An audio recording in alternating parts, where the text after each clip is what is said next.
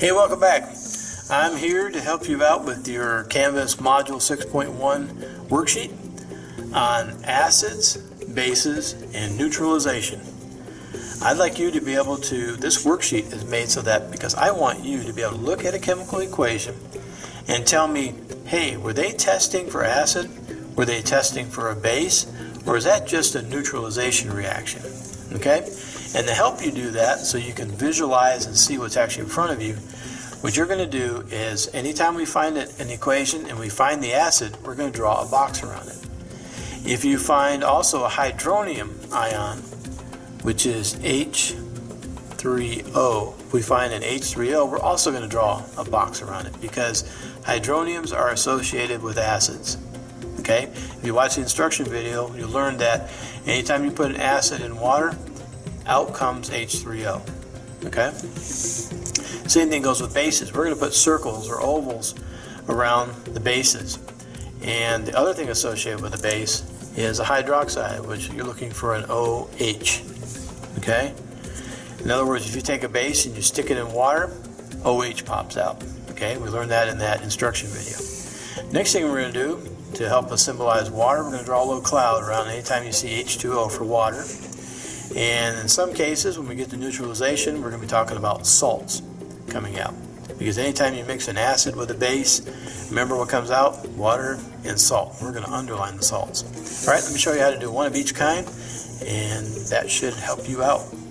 Let's take a look at the first one right here. And I think the smartest thing to do first, step number one, look for all those waters. Okay, water is going to determine everything.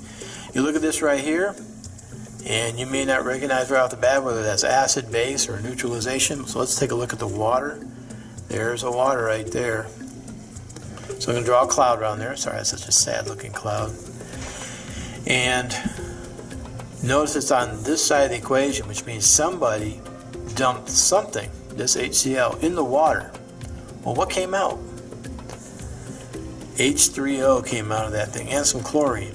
That H3O is important. You can see right there, H3O, that is associated with acids. So we're going to draw a box around that. So H3O, draw a box around that. And H3O tells me, a hydronium ion, that tells me that somebody threw acid into that water right there. So that means this thing, whether you recognize it or not, this must be an acid. Okay, and that is actually hydrochloric acid, same thing as your stomach acid. And then the chlorine over here, we're not really concerned with that.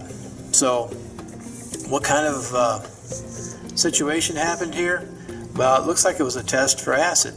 Somebody put acid in the water, and you got a hydronium H3O out of there. So this, I'm going to write down, this was an acid test. You don't have to write down test, definitely identify that as an acid situation. All right, let's take a look at the next one. Here again, first thing, find the water. There's the water right there again. Let's see if I can draw a better cloud on this one. No, not much better, but you can kind of tell what it is. There's water. It's on the left side of the equation, which means somebody threw something, this NH3, somebody threw something in the water. Well, what came out? Well, NH4, I don't know what that is, but here's an OH. Ah, I remember that. OH is a hydroxide. That's associated with a base. So in other words, you stick a base in water, hydroxide pops out. So we're supposed to draw a circle around hydroxide, so let's draw a circle around that hydroxide, which means whatever you threw in that water to create that, that had to be a base. And we're supposed to draw a circle around the base as well. So let's draw a circle around the base. So this is a base test. All right, now let me skip you down to the other example so you can see what I'm talking about. Number 5 right here. Let's make sure I got this in the camera view. Here we go. First thing I'm going to do again, put a cloud around the water. Water, water, water, water. There's the water, H2O. There's my water right there. Again, very lousy cloud. I think I'll blame it on the pen. So we got H2O, but look at this time, it's on the right side of the equation.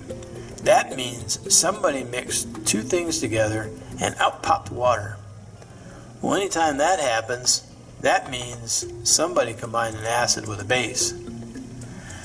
And remember, anytime you combine an acid and a base together on this side of the equation, out pops two things. Always pops out two things, water and salt. That means this NaCl right here must be a salt. So we're going to underline the salts. So we're going to underline that salt right there. Now we've got to figure out which one's acid, which one's base, so we can draw circles and squares. Well, see that OH right there? OH is always associated with being a base. So let's draw a circle around that. Right there. And that leaves this must be an acid. Okay? Now it just happens to be the same acid that we had in question number 1. But in case you didn't remember that, we do know that an acid plus a base always gives you salt and water. Okay? If you need more help, shoot me an email.